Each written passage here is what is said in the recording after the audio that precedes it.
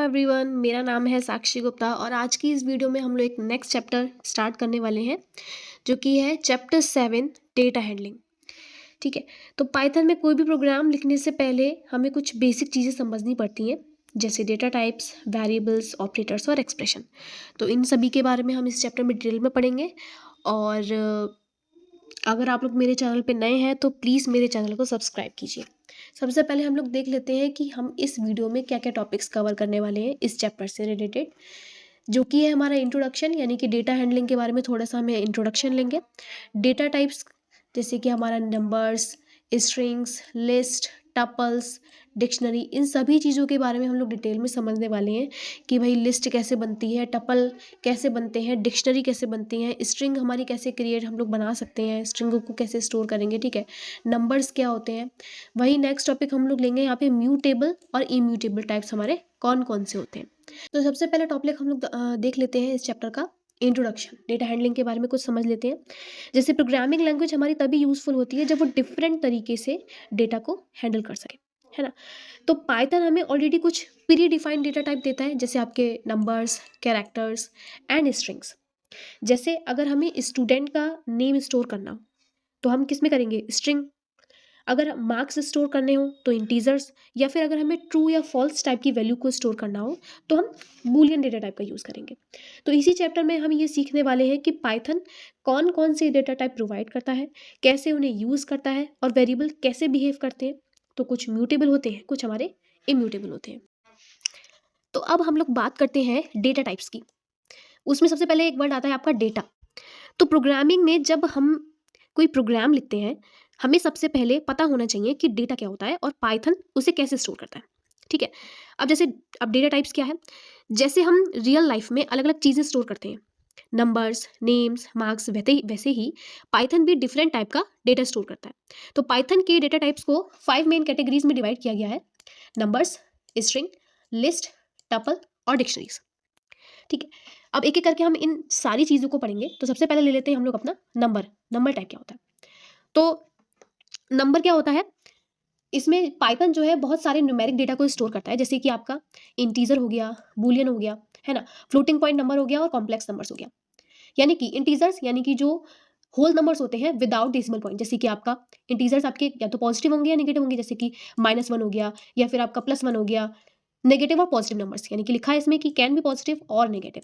ठीक है। नेक्स्ट लिखा है कि Python int type support very large numbers limited only by memory.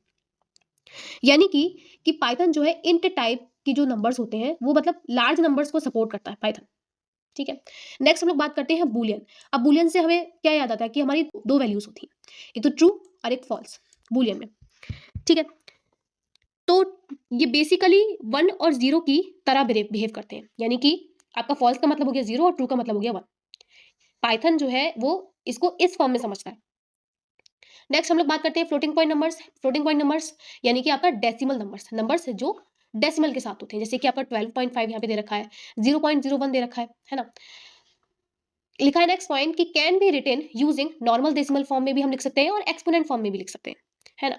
Represented as double precision floats approx 15 digits accuracy, यानी कि हम डबल प्रिसीजन में भी यूज करते हैं जिसमें 15 डिजिट्स उसकी अप्रॉक्स एक्यूरेसी होती है।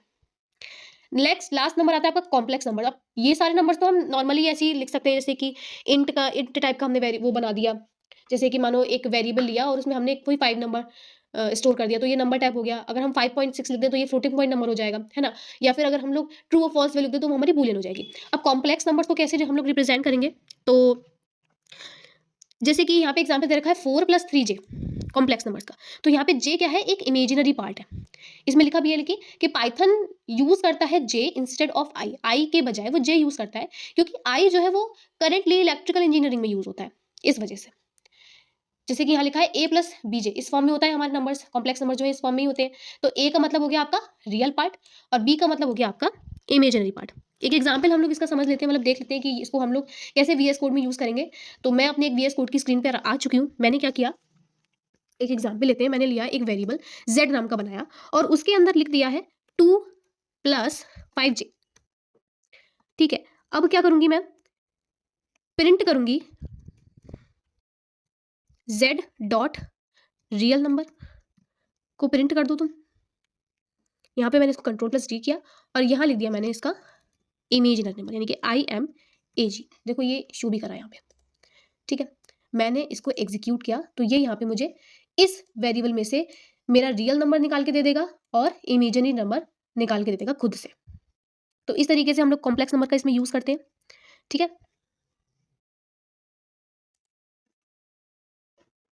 अब हम लोग बात करते हैं अपने नेक्स्ट टॉपिक की, स्ट्रिंग की।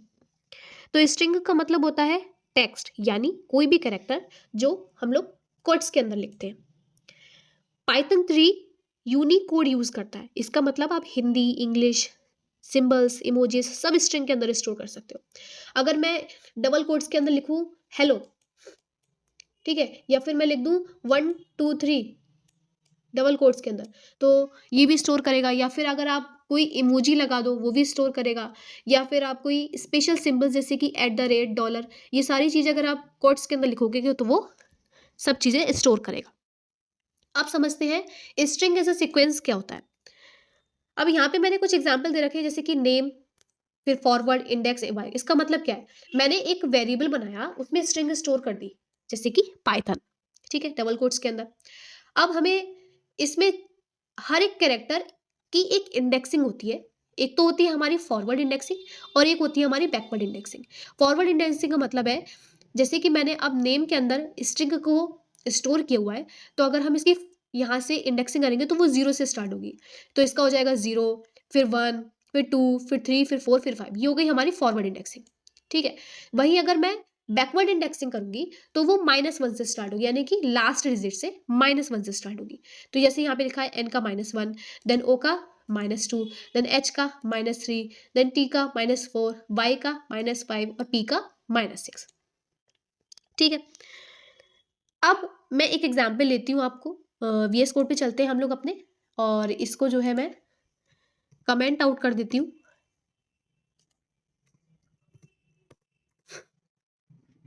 अब मैंने एक वेरिएबल बनाया पाइथन, सॉरी नेम नाम का एक वेरिएबल बनाया और मैंने उसमें पाइथन स्ट्रिंग को स्टोर कर दिया। अब अगर मुझे इसको एक्सेस करना हो तो मैं कैसे करूँगी। मानो मुझे p को एक्सेस करना हो तो मैं क्या करूँगी, प्रिंट के अंदर लिख दूंगी नेम, यानी कि वेरिएबल का नाम, और स्क्वायर ब्रैकेट के अंदर उसकी इंडेक्सिंग। मैंने अभी आपको बताया कि फॉरवर्ड इंडेक्सिंग, यानी कि अगर हम यहाँ से इसको एक्सेस करना चाहेंगे तो एक फॉरवर्ड इंडेक्सिंग होती है और एक बैकवर्ड इंडेक्सिंग होती है। मुझे p को स्टोर करना है, यानी कि मैं इसकी इंडेक्सिंग क्या लिखूंगी, यहाँ पे 0 लिखूंगी, तो मैंने यहाँ पे लिख दिया 0। वहीं अगर मुझे n को प्रिंट कराना है, एक्सेस करना है, तो मैं क्या करूंगी, प्रिंट के अंदर नेम, इसके स्ट्रिंग का नाम, मतलब वेरिएबल का नाम लिखूंगी और अंदर लिख दूंगी उसके -1। मुझे एक तो p चाहिए और एक n चाहिए, ठीक है, ये o था। अब मैं जब इसे एग्जीक्यूट करूंगी तो देखो मैंने p भी एक्सेस कर लिया और यहाँ पे n भी एक्सेस कर लिया, ठीक है। वही एग्जाम्पल मैंने आपको यहाँ पर दे रखा है कि हम लोग को अगर कैरेक्टर्स को एक्सेस करना है तो हम इस तरीके से एक्सेस करेंगे। नेक्स्ट यहाँ पे दे रखा है लेंथ ऑफ द स्ट्रिंग। ये तो मैंने फंक्शन आपको इससे पहले वाली वीडियो में बताई है। एक बार मैं फिर से इसका एग्जाम्पल आपको दिखा देती हूँ अपने VS कोड स्क्रीन पर चलकर। तो मैंने यहाँ पे इसको कमेंट आउट कर दिया और एक एग्जाम्पल ले लेते हैं। मैंने नेम के अंदर डाल दिया हेलो, ठीक है, हेलो डाल दिया। और अब मुझे इसकी लेंथ चाहिए तो मैं क्या करूँगी, प्रिंट के अंदर डायरेक्टली इसका फंक्शन लगा दूंगी, लेंथ फंक्शन, और उसके अंदर लिख दूंगी नेम, कि मुझे नेम की जो है आप लेंथ बता दीजिए, उसके अंदर जो भी पड़ा है उसकी लेंथ बता दीजिए। तो मैं जब पहले अपने आप से देख लेती हूँ कि इसकी लेंथ क्या आनी चाहिए। मैंने यहाँ से इसकी इंडेक्सिंग करी तो 0 1 2 3 4, यानी कि टोटल कितने हो जाएंगे हमारे डिजिट, वो कैरेक्टर्स 5 हो। तो हमारा आंसर 5 आना चाहिए। तो देखो यहाँ पे जो है हमारा आंसर कितना आ जाएगा, 5 आ जाएगा। थोड़ा सा जूम कर लेती हूँ, आपको विजिबल हो जाएगा ये, ठीक है। 5 हमारे यहाँ पे आंसर आ गया। तो इस तरीके से हम लोग स्ट्रिंग की लेंथ निकाल सकते हैं। नेक्स्ट इसमें दे रखा है इंडेक्स एरर। इंडेक्स एरर क्या होती है, इंडेक्स एरर का मतलब होता है यदि आप रेंज से बाहर का इंडेक्स एक्सेस करोगे तो पाइथन हमें एरर देगा। क्या एरर देगा, इंडेक्स एरर, यानी कि स्ट्रिंग की जो इंडेक्स है वो आउट ऑफ रेंज है। अब इसको समझते हैं। सबसे पहले हम इसको कमेंट आउट कर लेते हैं और इसको मैं यहाँ से हटा देती हूँ। ठीक है, अब इसका एक एग्जाम्पल लेंगे। मैं क्या करूँगी कि नेम के अंदर यही एग्जाम्पल ले लेते हैं, ऊपर वाला जो मैंने अभी आपको दिखाया, मैं इसको दोबारा लिख देती हूँ, मैंने उसको कमेंट आउट कर दिया है। अब मैं इसको प्रिंट कराऊंगी, मुझे क्या चाहिए, अब इंडेक्स एरर कैसे पता चलेगी कि भाई इंडेक्स एरर कैसे आती है। अब यहाँ पर देखो, अगर मैं इसकी इंडेक्सिंग करूँ तो 0 से स्टार्ट होगी, 0 1 2 3 4, यानी कि जो ये लास्ट का ओ वर्ड है उसकी इंडेक्स क्या है, 4। ठीक है, इसके हिसाब से अब मैं क्या एक्सेस करना चाहूँ, मैं लिख दूँ यहाँ पे 5 कि मुझे 5th कैरेक्टर दे दो तुम। अगर मैं नॉर्मली इसे रीड करूँगी तो 1 2 3 4 5 करूँगी कि मुझे ओ मिल जाए, नहीं, लेकिन पाइथन में जब हम स्ट्रिंग को रीड करेंगे तो उसकी जो इंडेक्सिंग है वो 0 से स्टार्ट होगी, 0 1 2 3 4, यानी कि ओ की जो इंडेक्सिंग है वो 4 है ना। अब मैं जब इसे एग्जीक्यूट करूँगी तो मेरा एरर आएगा, क्या आ रहा है कि string index out of range है। आई होप आपको ये समझ में आया होगा कॉन्सेप्ट। ठीक है, नेक्स्ट हम लोग समझते हैं स्ट्रिंग्स। कह रहा है कि स्ट्रिंग्स जो है वो इम्यूटेबल होती है। इम्यूटेबल का मतलब क्या होता है कि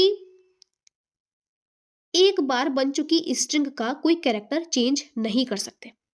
जैसे कि मैंने यहाँ पे एग्जांपल लिया है, नेम के अंदर मैंने एक हेलो डाल दिया, स्ट्रिंग डाल दी, और मैं चाहूँ कि उसकी जो 0th इंडेक्स है यानी कि जो एच है उसकी जगह पी हो जाए, नहीं होगा। क्यों? क्योंकि स्ट्रिंग हमारी इम्यूटेबल होती है, हम उसे चेंज नहीं कर सकते। लेकिन अगर हम उसी वेरिएबल को कुछ और स्ट्रिंग को असाइन करना चाहें तो ये चीज़ इसमें हो सकती है, लेकिन आप उसके कैरेक्टर्स को चेंज नहीं कर सकते। ठीक है, अब हम लोग समझते हैं अपने नेक्स्ट टॉपिक को, जो कि है लिस्ट। लिस्ट के बारे में समझते हैं। अब देखो, डेली लाइफ में लिस्ट हम लोग बनाते हैं, जैसे कि शॉपिंग लिस्ट हो गई या टू डू लिस्ट हो गई, तो पाइथन में भी लिस्ट होती है। लिस्ट हमारी म्यूटेबल होती हैं, यानी कि इसके एलिमेंट्स जो है चेंज हो सकते हैं। एग्जाम्पल देखते हैं लिस्ट को कैसे बनाते हैं हम लोग। मैं एक न्यू फाइल बना लेती हूँ यहाँ पे। ठीक है, मैं क्या करूँगी, एक मैंने वेरिएबल ले लिया, मानो ए। हम लिस्ट को कैसे बनाते हैं, लिस्ट को हम स्क्वायर ब्रैकेट्स के अंदर लिखते हैं, सेपरेटेड बाय कॉमास, यानी कि 1 2 3। इस तरीके से हमारी पाइथन में लिस्ट बनती है। ठीक है, मैं यहाँ पे कमेंट में लिख देती हूँ कि ये हमारी लिस्ट है। ठीक है, अब लिस्ट हमारी, मैंने अभी क्या बोला, बात बोली थी कि लिस्ट हमारी म्यूटेबल होती है। म्यूटेबल यानी कि हम इसको चेंज कर सकते हैं, यानी कि अगर मैं चाहूँ कि लिस्ट, ये जो लिस्ट हमने बनाई है इसकी जो 0th इंडेक्स है, इसको हम कैसे पढ़ेंगे, 0 1 2। ठीक है, ये हमारी इसकी इंडेक्स हो जाएगी, यानी कि 1 की इंडेक्स 0 हो गई, 2 की इंडेक्स 1 हो गई, और 3 की इंडेक्स हमारी 2 हो गई। मैं चाहूँ कि इसकी जो 0th इंडेक्स पे 1 है उसकी जगह क्या हो जाए, उसकी जगह 10 हो जाए, तो मैं क्या करूँगी, यहाँ पे लिख दूंगी A0, ठीक है, इज इक्वल टू 10। और जब मैं इसको प्रिंट करूँगी तो कोई एरर नहीं आएगी इसमें। मैंने ए को प्रिंट कर दिया, मैंने इसको एग्जीक्यूट किया, तो देखो यहाँ पे 10 2 3 हमारी लिस्ट बन के आ गई। ये सिंपल होती है, बिल्कुल सिंपल तरीके से मैंने आपको बताया है। अब हम लोग बात करते हैं नेक्स्ट, इसमें है टपल। टपल क्या होता है, tuple looks like a list, list की तरह ही होती है, लेकिन उसमें चेंजेस अलाउ नहीं होते, ये इम्यूटेबल होती है, और इसको हम रिप्रेजेंट करते हैं पैरेंथेसिस से। ठीक है ना, एग्जाम्पल लेते हैं, जैसे कि चलते हैं अपनी VS कोड पे। मैं क्या करूँगी, इसको सबसे पहले कमेंट आउट कर दिया मैंने पूरे को। अब मैंने एक टपल बनाया, और टपल मैंने आपको बताया कि मैं 1 2 3 इसे हम पैरेंथेसिस के अंदर लिखेंगे। अब मैं चाहूँ कि इसकी वैल्यू चेंज हो जाए, तो देखते हैं कि क्या चेंज होगी या नहीं। मैंने इसकी 0th लोकेशन पे मानो 76 लिखना चाहा, और मैंने इसको प्रिंट कर दिया A, तो क्या ये मुझे आंसर देगा? नहीं देगा। क्यों? क्योंकि टपल हमारी इम्यूटेबल होती है, हम उसमें मॉडिफिकेशन नहीं कर सकते, इसलिए यहाँ पे हमारी एरर आई है।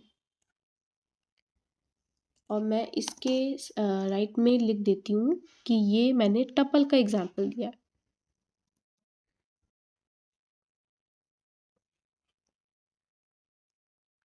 अब हम लोग बात करते हैं अपने नेक्स्ट टॉपिक की, जो कि है सेट्स।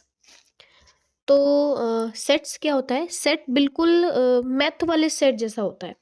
जैसे कि यहाँ पे मैंने एग्जांपल लिखा है कि इसको हम करली ब्रेसेस का यूज़ करके इसको हम रिप्रेजेंट करते हैं सेपरेटेड बाय कॉमास। जैसे यहाँ पे लिखा है कि 1, 2, 3, 4, ठीक है। और ये डुप्लीकेट को ऑटोमेटिकली रिमूव मतलब इसमें हो जाते हैं, और सेट इंडेक्स्ड बेस नहीं होता, इसलिए रैंडम ऑर्डर में प्रिंट होगा ये।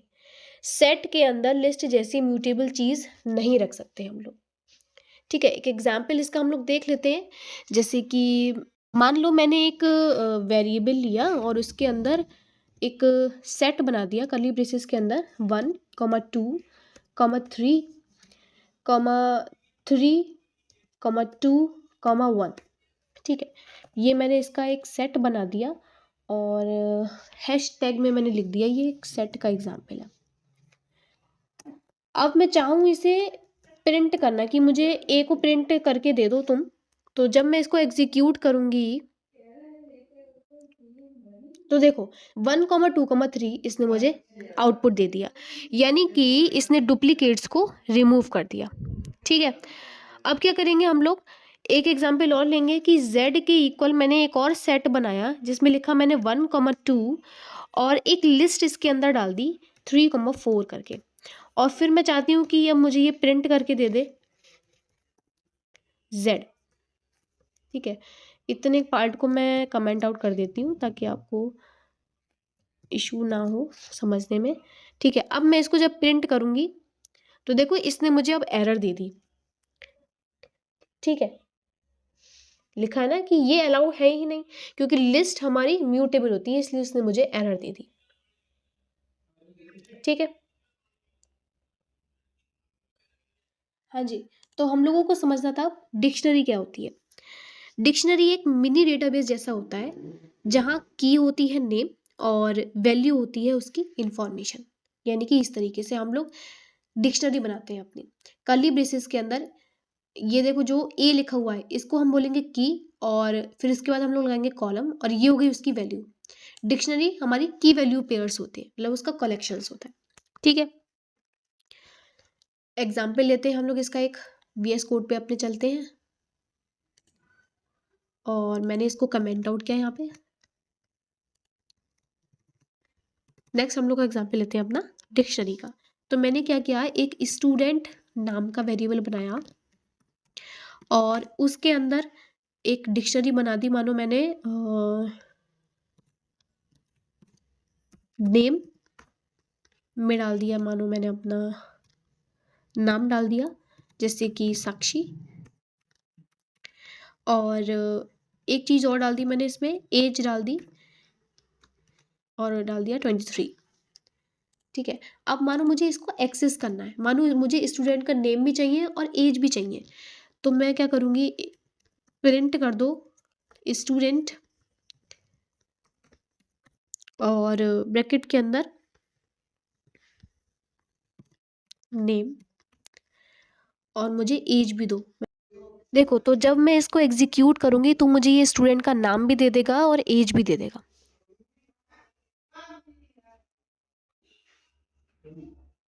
इसने एग्जीक्यूट, अच्छा ये ऊपर एरर शो कर रहा है इसलिए इसने मुझे आउटपुट नहीं दिया। मैं इसको ज़रा कमेंट आउट कर दूँ, अब मुझे ये आउटपुट देगा। तो देखो उसने मुझे स्टूडेंट का नाम भी दे दिया और साथ में उसकी एज भी दे दी। आई होप आपको ये टॉपिक समझ में आया होगा। हाँ जी, अब हम लोग अपने नेक्स्ट टॉपिक को समझते हैं, म्यूटेबल और इम्यूटेबल। तो म्यूटेबल का मतलब होता है चेंजेबल और इम्यूटेबल का मतलब होता है नॉट चेंजेबल, यानी कुछ डेटा टाइप्स में हम वैल्यू को मॉडिफाई कर सकते हैं और कुछ में हम लोग नहीं कर सकते, ठीक है। हमारे इम्यूटेबल टाइप्स कौन कौन से होते हैं, integers, floating point numbers, booleans, strings, tuples, ठीक है। अब इनमें वैल्यू बदलने का मतलब एक्चुअली वैल्यू चेंज नहीं होती। तो पाइथन बस एक नया ऑब्जेक्ट बनाता है और वेरिएबल उसको पॉइंट करने लगता है। जैसे कि मैंने यहाँ पे एक एग्जांपल दिया है आपको, p is equal to 5, q is equal to p और r इज इक्वल टू 5। अगर आप इसे ध्यान से देखो तो ये तीनों वेरिएबल 5 को पॉइंट कर रहे हैं, ठीक है, सेम मेमोरी लोकेशन पे। अगर मैं p इज इक्वल टू 10 लिख दूं तो p अब एक नए मेमोरी लोकेशन को पॉइंट करेगा।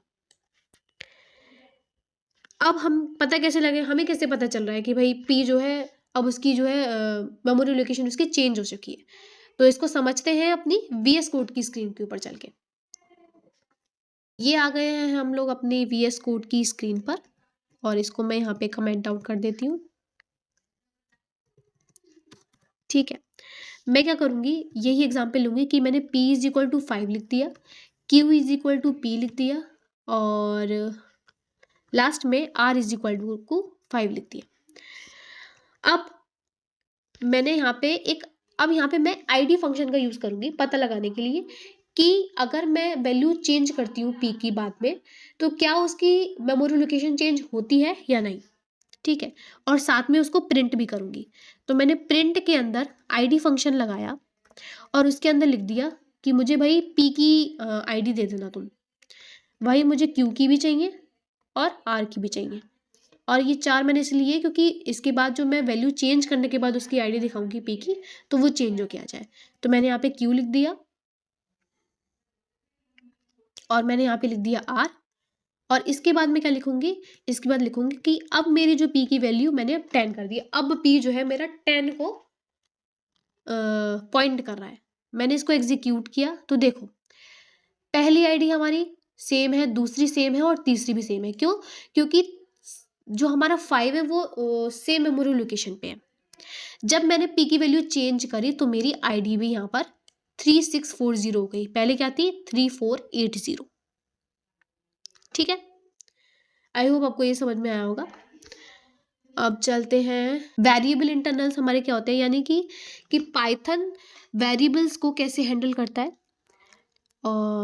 Python treats everything as an object, number, string, list and even variables. अब इसमें जो है पाइथन के 3 एट्रीब्यूट्स होते हैं, एक तो टाइप, एक होती है आपकी वैल्यू और एक होती है आपकी आईडी।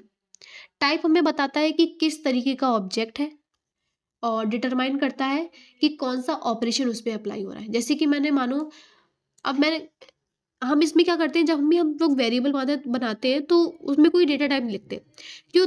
जब हम उसमें वैल्यू असाइन करते हैं तब पाइथन अपने आप समझ लेता है कि ये कौन सा टाइप का वेरिएबल है, ठीक है। मैंने यहाँ पे इज इक्वल टू 4 लिखा है और टाइप दे दिया उसका ए, तो हमें वो टाइप क्या बताएगा, इंट बताएगा। अगर मैं यही लिख दूँ 4.0 तो वो मुझे टाइप क्या बताएगा, फ्लोट टाइप बताएगा, ठीक है। वैल्यू क्या है, the actual data store in the object.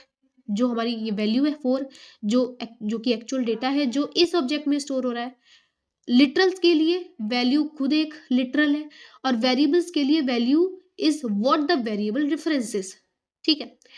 ID की बात करें, the identity of the object usually memory address. हमारे जो ऑब्जेक्ट की आइडेंटिटी होती है वो यूजुअली एक मेमोरी एड्रेस होता है, जिसको हम आईडी फंक्शन का यूज करके चेक कर सकते हैं, जो कि मैंने अभी आपको एग्जांपल दिखाया था, ठीक है। यानी कि a इज इक्वल टू 4 और इस तरीके से हम आईडी के अंदर उस वेरिएबल का नाम लिख देंगे तो हमें उसकी आईडी पता चल जाएगी। एक लाइन लिखी यहाँ पे कि if a variable changes like b is equal to b-1 तो it may start pointing to a different memory location, ठीक है। ये एग्जाम्पल मैंने आपको करके दिखाई है कि अगर मैं वैल्यू उसकी चेंज कर दूं तो वो डिफरेंट लोकेशन को पॉइंट करेगा, बिकॉज इंटीजर हमारे इम्यूटेबल होते हैं but variables themselves are just references. Variable खुद जो है वो रेफरेंसेस होते हैं। तो इस वीडियो में इतना ही था। जो मैंने कॉन्सेप्ट्स आपको समझाए हैं, तो अगर हेल्पफुल लगा हो वीडियो तो अपने दोस्तों के साथ शेयर कीजिए। बाकी हम लोग मिलते हैं अपने नेक्स्ट वीडियो में, और थैंक यू, बाय बाय।